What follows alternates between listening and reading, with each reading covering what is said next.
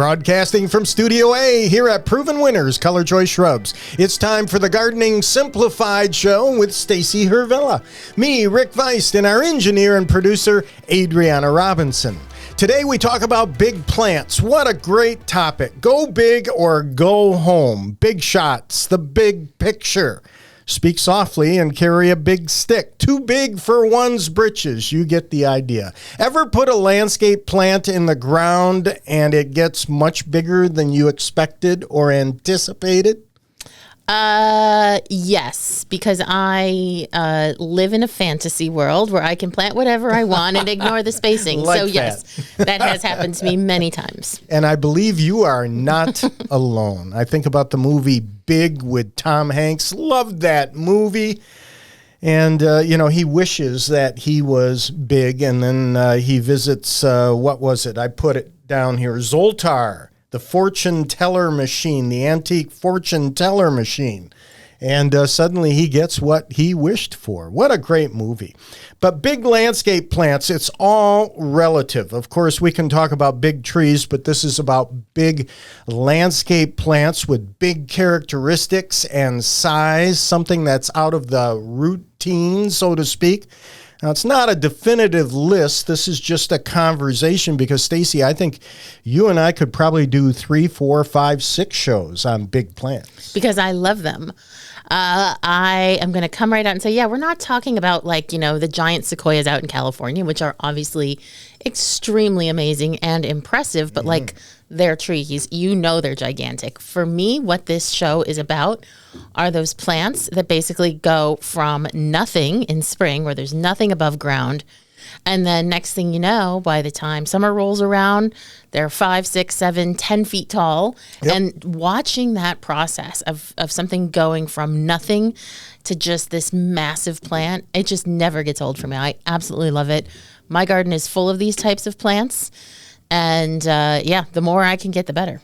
I agree. And no garden is too small for a large leafed plant.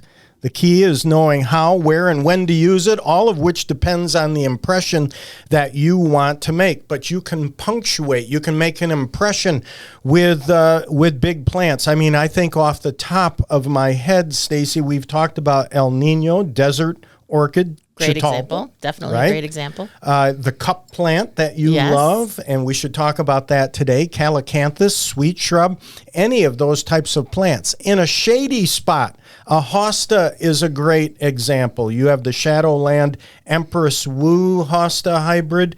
You have Shadowland Gigantosaurus hosta hybrid.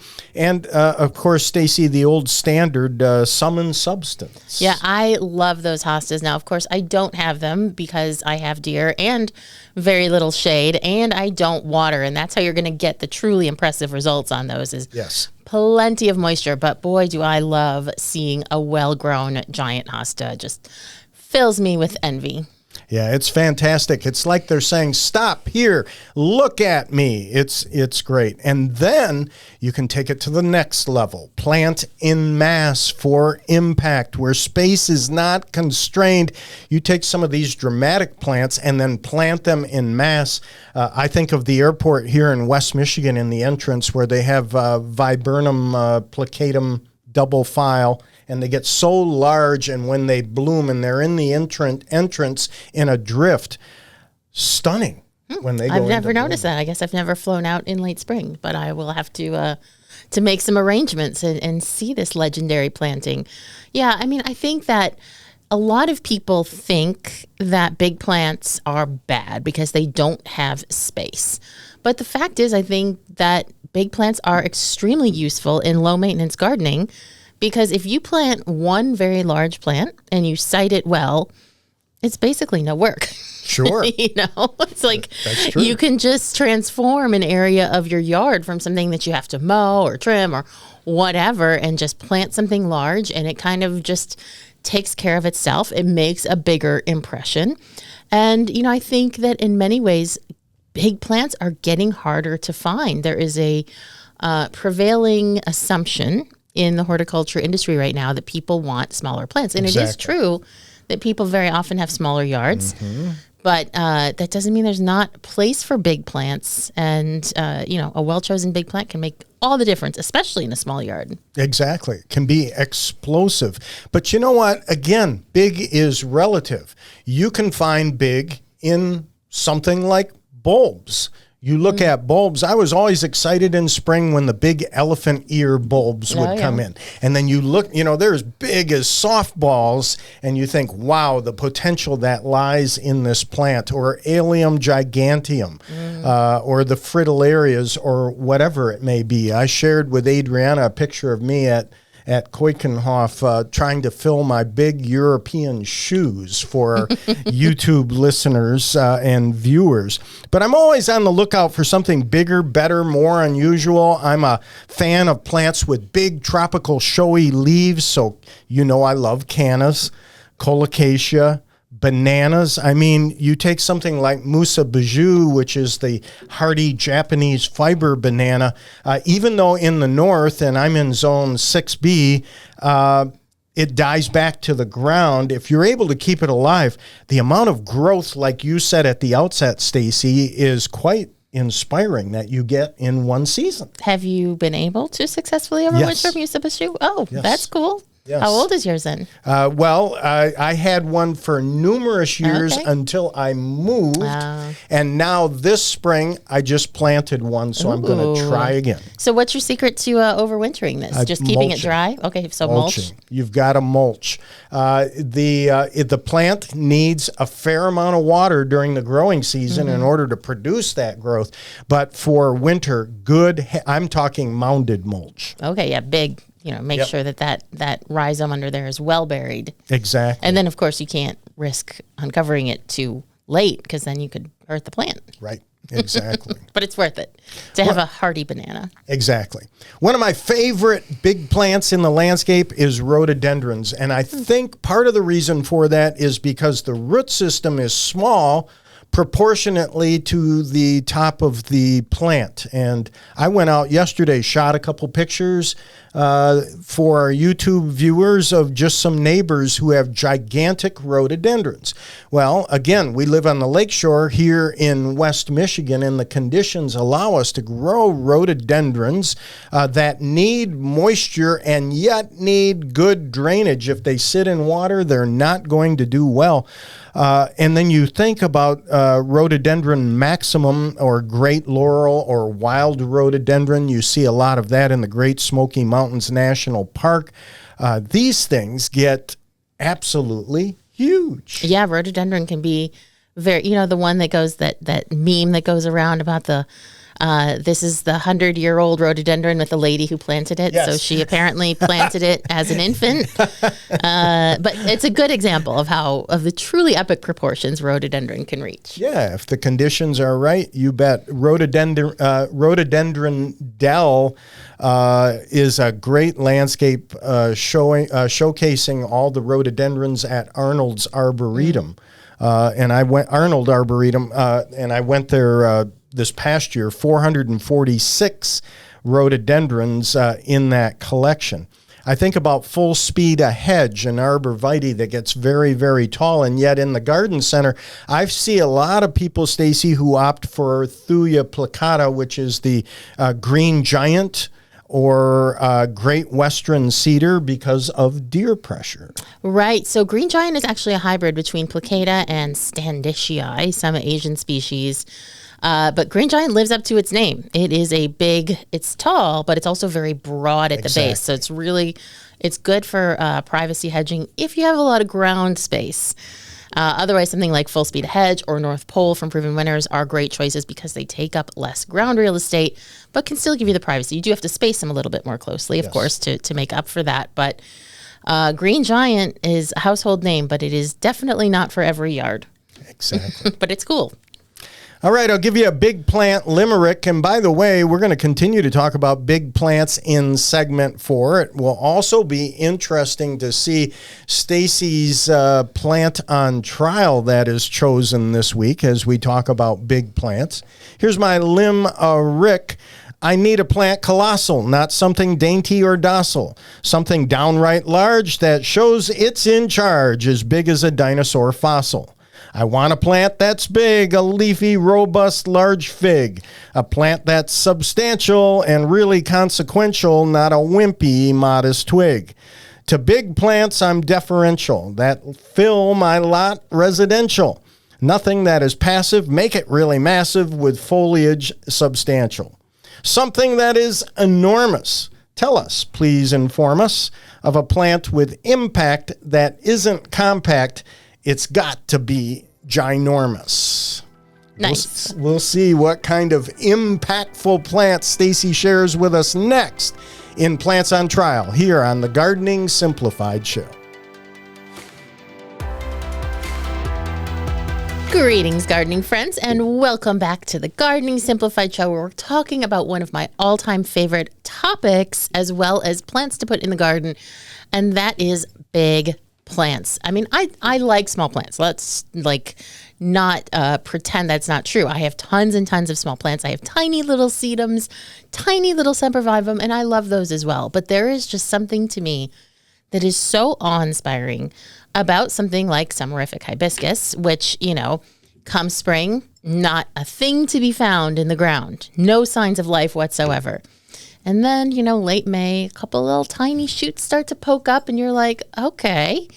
And then, by July, you've got a 5-foot tall plant covered in flowers and you're just like, how did that happen? It's exciting. It's explosive. Not only a big plant, big flowers. Big flowers, yeah. So I love that. I also love, any number of native plants. Like one of my favorites that I have is Agastache nepetoides. So this is the green hyssop, and nepetoides means it looks like catnip, which it kind of does, except that it gets to be 8 feet tall, and it puts on these amazing candelabra type branches. And I just love seeing that go from like where even is that plant to just this massive presence in the landscape. It never gets old for me. And, when it comes to shrubs, of course, there's lots of big shrubs. If we were just talking about plants that reach epic proportions, well, I could still go on all day. But the shrub version of this ability to go from virtually nothing to just a massive in-bloom plant, I think is best epitomized by butterfly bush. Yeah, I agree.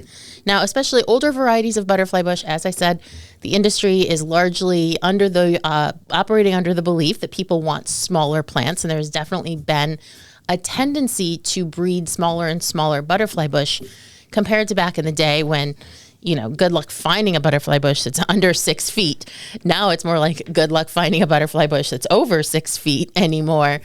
And I think there's still a place for that. But no matter what size butterfly bush you have, they all share this ability to kind of come out of winter looking like they're dead, nearly dead. It's one of the plants that I think people are most likely to give up on because they just look so ghastly, in late winter, early spring. And next thing you know, they're growing and you think, okay, well, I guess it recovered from that winter damage, but it's not going to flower. And then like a week later, it's covered in flowers. I mean, it's amazing. Blammo, exactly. Mm-hmm. So today's plant on trial is one of my favorite of our butterfly bush, and that is Miss Violet. Love it. Oh my gosh. This is a plant that, I like buddleia. I am definitely choosy about what I put in my garden, but my neighbor had a Miss Violet, and that made me want a Miss Violet because it was so pretty. I just love the deep purple flowers. Now, the Miss series of butterfly bush are developed to be about 4 to 5 feet tall and wide, and to have kind of a more elegant habit than your average buddleia. So some butterfly bushes can have like a really, let's just say habit is not their strong suit, right. Especially some of those older varieties where these really do have like kind of an elegant vase-like habit. And that 4 to 5 foot, size is nothing to sneeze at. That's still quite an appreciable size, but much more versatile than some of those older ones that would, just get really, really huge. Yeah, and I love that Miss series. It was Adriana who got me excited about Miss Molly. Yes, put it in my landscape. Love that. That's her favorite plant in the whole Proven Winners line. Miss Molly is her number one pick. Now, I have seen the Miss series of butterfly bush undergo this exact same phenomenon that I'm talking about in my own garden. So at my previous home, I had planted a Miss Molly butterfly bush. So this is all from the same breeding series, a breeder named Dr. Dennis Warner out of North Carolina State University. He is now retired, but he was really, really passionate about butterfly bush. And he devoted, the latter part of his career to developing non-invasive butterfly bushes, because at that point, in certain milder climates, butterfly bush was starting to spread by seed. Sure. It was getting banned, and he really did not want to see that happen. So he devoted his resources into the Lo and Behold series. So some of the earlier Lo and Behold butterfly bush, which of course are low, small growing butterfly bushes, and my favorite, the Miss series. So I planted a Miss Molly. It was fall. Now, I generally do not recommend that you plant butterfly bush in fall. So now that we're here in late spring, early summer, especially if you're in a cold climate and you're thinking about adding a butterfly bush to your garden, now is the time to do it. You want to make sure that it has a nice long season ahead to develop a good root system to help it come back from, any damage that it's going to get in winter. So, but I work in the industry, so I get free plants. And when you get free plants, you don't just, you plant them. And I worked in the garden center industry, and if you get bargain bin plants in October, you plant them. Exactly. And hope for the best. Exactly. You can't beat the price. Right. So I planted this Miss Molly, and, it looked great that fall. And then come the following spring, other butterfly bushes that are planted near it coming back without a problem. I'm like, all right, cool. And this Miss Molly is showing not a sign of life. Not a single sign of life. Now, again, I do have pretty good conditions, but there's a lot of different things that could happen. So, I kept waiting because I know that butterfly bush are always late to emerge, and the colder or harsher your winter is, the slower they are to come back from that. So especially true for people in USDA Zone 5 and 6. So I'm waiting, still nothing. Finally, the second weekend in June rolls around, and I think, that's it. This thing is not coming back. I'm going to just pull it out. So I bend over to pull it out with my bare hands, because this is something you can do when you have very sandy soil. It's really quite a fun benefit. Not everything, but some things. So I reach down to pull it out, and I see just this tiny little shoot coming out of the ground. And I thought, all right, we'll give it a whirl. We'll see what you can do from this tiny little, 1-inch shoot. And I am not even joking. 3 weeks later, the thing was fully grown and in bloom. Wow. I mean, it was insane. It was absolutely amazing.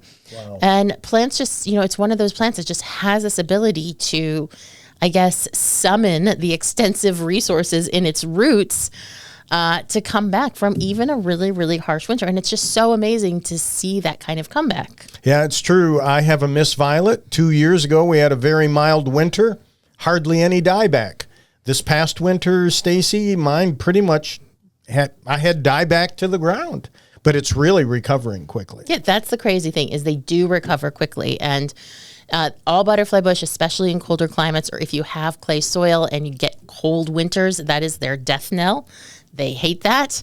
They will definitely be set back, if not die. But the thing is, yes, you do have to have faith with these plants, because they can come back in such an amazing way. So a couple more tips for success, whether you're growing today's plant on trial, Miss Violet, with its fabulous purple flowers, or any butterfly bush. Again, plant it sooner than later, especially if you are in a cold climate or you are planting it in less than ideal conditions. So that would be like clay soil, poorly drained soils. You don't want to put it in any soil that's wet. It will not make it. You can plant them in clay soil, but they definitely need a longer time to get established, because it's not even so much winter that will take out a butterfly bush. It's being cold and wet. So really, the danger times are kind of that late fall, where the ground hasn't frozen yet. It's not cold enough to actually like snow or freeze, but we're getting a lot of rain. That's terrible for it. And then the same thing happens on the other end of the season in early spring, when, we're kind of past the worst of the cold, but we get a lot of rain and the soil's cold and wet. They absolutely hate that. So plant early. Plant high if you have a drainage issue. Make sure that you're putting it so that it's a little bit above the soil surface rather than even with the soil surface. And make sure you prune these things. Yeah. So this is so important. Butterfly bush is one of those plants that you definitely want to prune to make sure it stays nice and compact, maintains that really nice habit, and flowers from top to bottom, because that amazing ability to regrow that we were just discussing also means that if a butterfly bush is not trimmed, it's just going to keep going up and up and up and up and get really tall, really lanky, look super weird, and then you don't even get to enjoy the flowers. Prune hard, and it helps stimulate blooming also. It does. I mean, it's just, it's important to And do. if you don't know where to prune it, the best thing to do is to wait until it starts to grow, because then the plant is going to tell you exactly where it is alive. You can cut back to just above there, and then all the energy that the plant has will grow into those, remaining shoots or buds, and the plant will start to grow and bloom so fast you will not even believe it's possible. I wouldn't have believed it if I saw it myself. So a fascinating plant to have, great summer color, nonstop flowers. That's one of the things I loved about seeing the one in my neighbor's yard. Just that purple, that deep, true purple looks so good with all of summer's colors, all the reds, all the yellows, all that kind of stuff I have in my garden. And of course, it attracts butterflies too. The butterflies, exactly. A magnet for butterflies. And hummingbirds. So a great plant with unique color, and a plant that will, I think, inspire you, whether it survives winter without any damage or for those winters where it might get a little damage, but will redeem itself shortly. So you can find it at your local garden center. If you don't know where your local garden center is, visit provenwinnerscolorchoice.com. We've got a list of retailers for you right there. We're going to take a little break. When we come back, we're opening up the mailbag, so please stay tuned.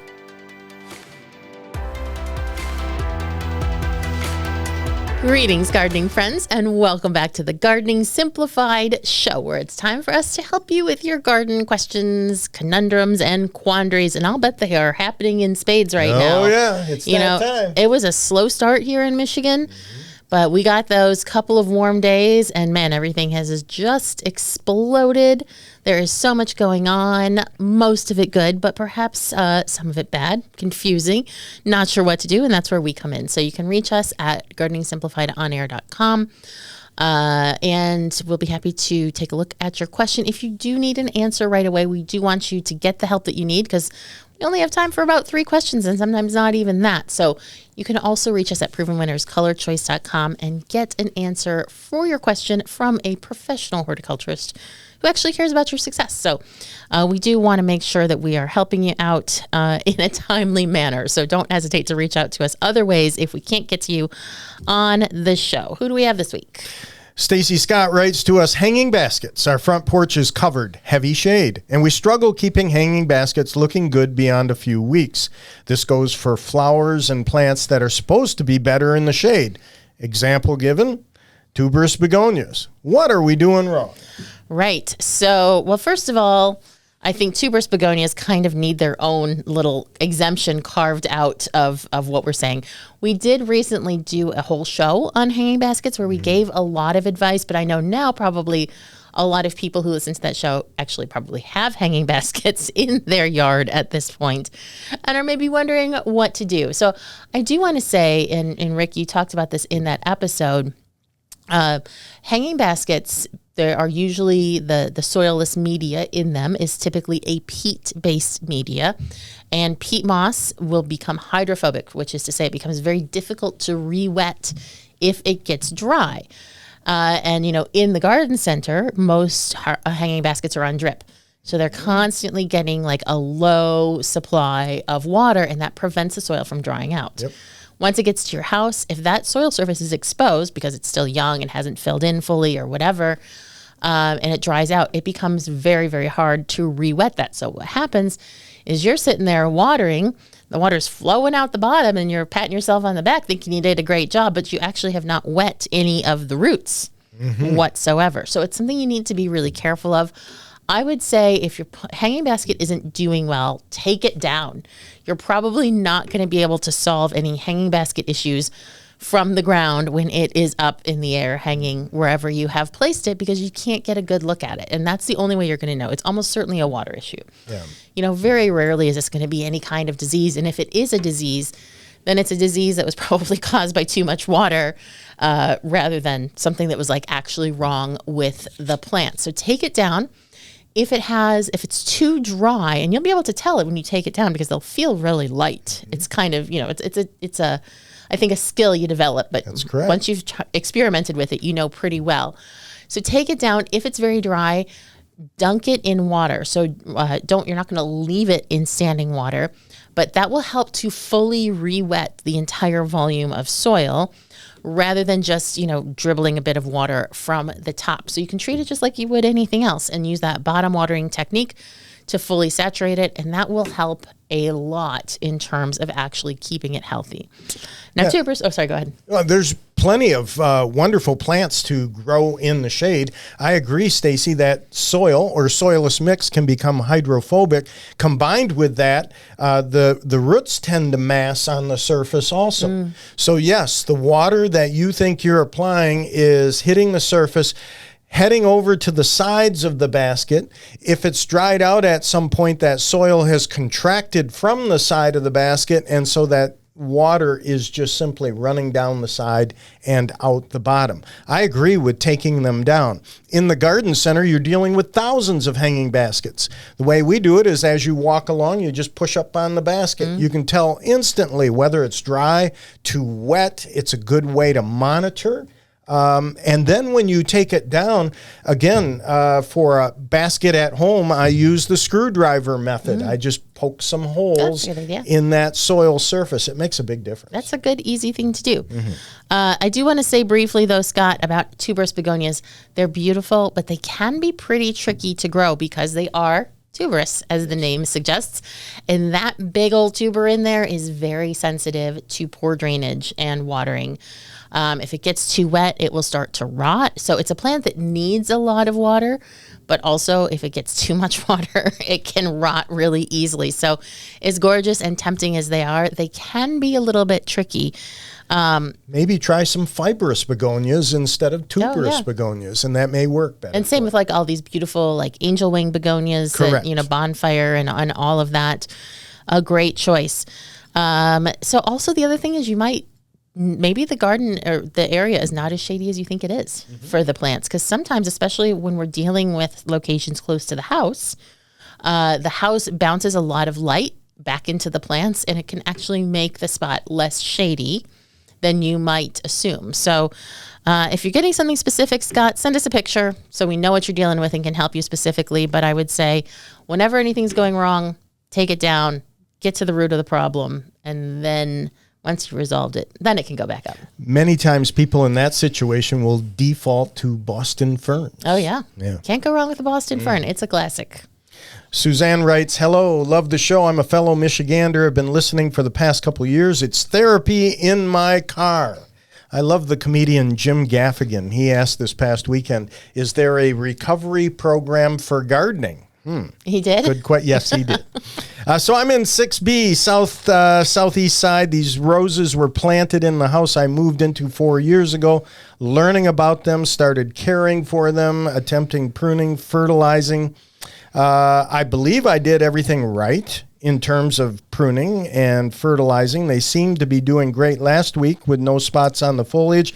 I turned my back for 1 second. This week I'm noticing aphids, spots on the leaves, larva-looking things. Help?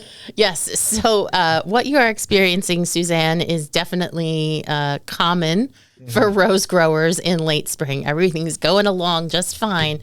And there seems to be this point that they reach where their well-known tendency to attract certain pests explodes. Now, aphids, I wouldn't really worry about. I have definitely seen bad aphids on roses where it will cause the buds to actually weep. But, their roses are pretty sturdy. They're easy to wipe the aphids off of, rinse the aphids off. And they really don't cause that much trouble except kind of their stickiness and just general grossness. The other thing that you're seeing is something that if people aren't already seeing it, they will be very soon, and it's a confusing pest. It is the rose slug. And I find this one so fascinating because it basically causes two different types of damage. When so it's called a rose slug. It's like a sawfly, so it's a little larva, and they're clear. So they start eating the rose foliage, and they turn the exact shade of your rose foliage. And when they're in this really small, tiny larval state, so after the mother sawfly lays her eggs on the plant, when they're still in that really tiny state, their little jaws are too small and too weak to actually get through the entire leaf surface of the plant. So they can only chew through the top of the leaf. They can't go all the way through because they're just so little. And it makes this window-like damage, this very specific window-like damage. And then as they start to age a little bit more, then they can actually get all the way through, and they make these kind of meandering sort of C-shape. I don't want to call them, I guess channels is the thing. Sure. They go all the way through, and they don't eat the leaf ribs. So you see these weird kind of meandering channels in that. And it's all the same insect. So it's not like it's a separate thing. It's all the same one. Now, the easiest time to spot these little guys is early in the morning when they're still moving, kind of starting to feed, and you have to look on the underside of the leaf. And the first couple times that you look for one, it's going to be tricky. They're very hard to pick out. But after a couple of times, you'll start to pick them out, and I just smash them. I smash as many as I see. It's a fairly useful control method if you're not overly squeamish and have a little bit of time on your hands, because that's what gardening's about, is just being out there with your plants and checking them out. The other thing you can do, if your roses are a disease-resistant or continuous blooming landscape rose, then what you can do is go ahead and just give them a light trim, because these rose slugs stick on the topmost foliage. They don't go way down deep onto the other foliage unless you have a very serious infestation. If you just give it a light trim, I know it's going to be a little bit of a heartbreak. You're probably trimming off flower buds, but not to worry. That will get rid of all of the slugs on your plants, give the plant a chance to recover while the rose slug is like, hey, no new growth here for me to lay my eggs on. I'm going to go find a rose that does have new growth. And then by the time your plant actually leaves out again, they've moved on. It's great advice. I would feed it at the same time when you do that pruning. Definitely. Good advice. Make sure that you give it that little extra boost of energy to help it recover from that pruning. But that is the best, easiest, non-toxic way to manage rose slugs, because, they can get pretty bad. But I don't know. I find them fascinating. A slug fest. Anyway, thank you both so much for your questions. And if you have a question for us, remember, you can reach us at gardeningsimplifiedonair.com. We're going to take a break. When we come back, we're picking up our conversation about big plants. You won't want to miss it, so stay tuned. Welcome back to the Gardening Simplified Show. Today for Branching News, we continue talking about big impact plants. And I did have to mention to you, Stacy, this story that I saw in the news. Talk about big in your front yard. A Norwegian man managed to sleep through an enormous container ship running aground on his front lawn. Johan Hellberg, who lives in Norway, was woken by his neighbor on Thursday morning and asked if he had noticed a boat outside. TV2 Norway reported when he looked out his door, he saw a 443-foot container ship parked in his front yard. Oh, yikes. We'll give you the link in show notes and here on YouTube. But yes, a container ship ran aground in his front yard. He slept right through it. Well, that's not very ornamental. Yes, you are so right. Talking about large impact plants and maybe tropical on a budget, how about castor beans? Ooh, I love them. I mean, boom. The ones I've planted have gotten 12 to 15 feet in one season. I had some planted next to popcorn plant. Ooh. Both of those. You're really going for that tropical vibe. Yeah, and once the weather gets hot, it's like, wow. Other big impact plants, Ligularia, the rocket, and I like big green tractor, or it's also known as tractor seat. Big foliage that looks like a tractor seat. Yeah, tractor seat is what they call it in the South. Yeah. The first time I was on some tour with some Southerners, they said something about tractor seat, and I was like, what? And they're like, tractor seat. Yeah. That's that plant. I was like, that is so funny. Fun to grow. I have one in my landscape. Plant. Yeah. Yep. Rodgersia. Oh, love Rodgersia. If you've got rich, humusy, consistently moist soils in part shade, that plant was named after or honors Rear Admiral John Rodgers, a distinguished American naval officer who commanded a expedition in the mid-1800s, and the first species of this genus was discovered. You look at other plants. We mentioned elephant ear, your alocasias, odora was one that I loved getting into the garden center. It made a real impact. Always have difficulty pronouncing this one, but I think I got it. Simasifuga. Oh, yeah, that's a very cool plant. Yeah. Did I get that right? You did, yeah. Yeah, there's a cool one called chocoholic. Some people call it snake root plant or bugbane in reference to the odoriferous insect repellent properties of the plant. They look like giant astilbe plants. Yes, these are all plants that Rick just listed that need moist soil. So if you have shade and you have moist soil, great choices. There's a lot of plants like this, I feel like, that are good for moist shade, you know, that have the big buffo foliage. If you live in a warm climate and you have wet soil, you can also grow gunnera.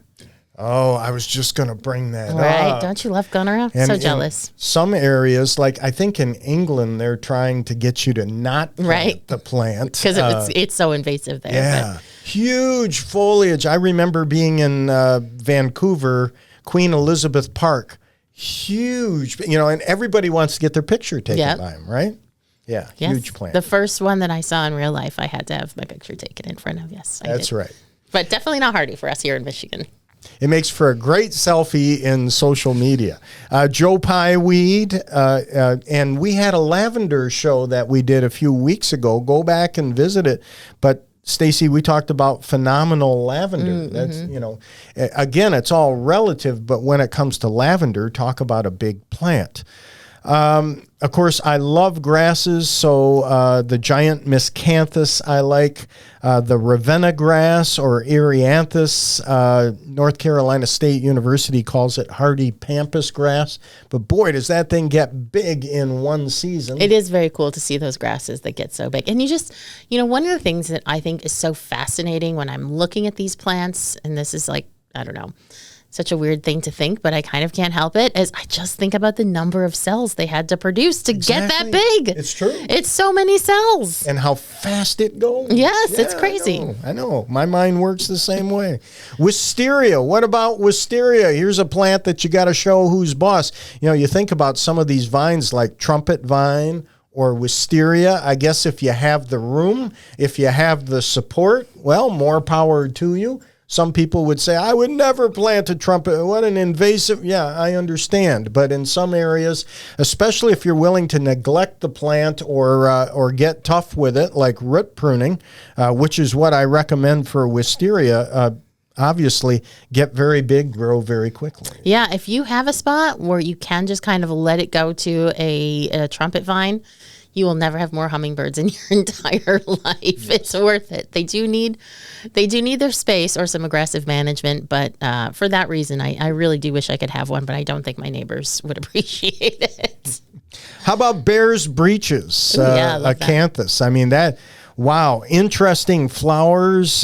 Some people will say, hey, don't plant it. Almost impossible to eradicate out of a planting bed. But when you're talking about bold thistle-like foliage, bear's breeches is, it's an architectural presence is what it is. Yes. And, people think of acanthus as a warm climate plant. And the one that is most often depicted at the in the Grecian columns is actually a warm climate acanthus. But there are hardy ones that you can find. They're not usually around in garden centers. But if you are so inclined, you can definitely grow a certain one in cold climates and enjoy it. You might need to find someone who already has one to give you some plants. But they are prickly, but they're very cool. Mm-hmm. I was sitting in my office the other day looking out the window and watching the beautiful Baltimore Orioles who were feasting on the orange pieces outside of my office on a feeder, and they're so colorful. But it caused me to think about how much I love also the yellow finches, especially in spring, and how bright they are. And then doing a little bit of research, it was strongly recommended that cup plant or silphium is something you might want to plant if you like finches. What's been your experience? In late summer, it is the finch hotspot of my entire neighborhood. So they love the seeds, and these plants do set so much seed. And so they're also your, right-hand man there in managing this plant, which can spread aggressively from seed because they're eating so many of them. But between the fact that they produce so much seed that the goldfinches love, The cup, so the foliage actually surrounds the big, thick, square stem and makes kind of a cup-like structure that will hold rain or irrigation water. So between having that water and all of those seeds, they mob it. They mob it. My neighbor says she just loves to sit there with her binoculars and just watch the finches just have a field day on my silphium. Wow. When would you say your plant is in prime? Probably about the last 2 weeks of July. Okay. Which is ideal because at that time you start getting some of the globe thistle, and the finches breed later in the year, not in spring. And so, that's pretty cool. And plus, my neighbors have finch feeders, so between the three things, they are coming out in droves, and it is a lot of fun to watch. And that's a plant too that it starts from nothing, and then by the time July rolls around, it's 10 feet tall. Yeah. A plant that I always enjoyed in the Michigan State University garden was the Rudbeckias, the tall cone flowers. Yeah, Maxima. Yeah. Love that one with the big blue foliage. Oh, my. Such a cool plant. Yeah, that's a great plant also to consider. For years, I've grown Helianthus like Lemon Queen. They can just get strikingly large. Just a great plant. Again, if you're looking for that quick size. And I have to mention, Stacy, that even though this isn't an herbaceous plant or a plant grown from seed, oh, by the way, just popped into my head also, I've got to mention the hyacinth bean. Again, if you're on a budget, you want tropical, you want fast, you want size, a great plant to put in the ground for size. But when it comes to size in the landscape, I just feel you cannot beat viburnums. I love viburnums, don't you? I do. I really do like viburnums. I don't have a lot of them, but I do love them as a foliage plant. Because sometimes, viburnums are considered deer resistant, but they do very often eat the flowers. Yeah. So they leave the plants alone. So you got to if you have deer, you've got to grow a viburnum that you can appreciate for its foliage because you probably are not going to be able to enjoy the flowers. At least that's been my experience. Exactly. And then, of course, I love the bloomerang lilacs, the Miss Kim lilacs, because, they help me get control in my landscape because those old French lilacs, yes, they're something else and they're fragrant, but boy, I've seen some big ones in my day. Oh, they do. They can get quite large because they have a suckering habit. So they kind of keep colonizing an area. Yeah. We'd love to hear about your favorite big plants. The list could go on, and maybe we'll do a future show again on more big plants, but certainly a fun thing to talk about. Go big or go home. Thank you, Stacy. Thank you, Rick. Thanks, Adriana, and thanks most of all to you for watching us on YouTube, listening to the podcast, listening to us on radio. Have a great week.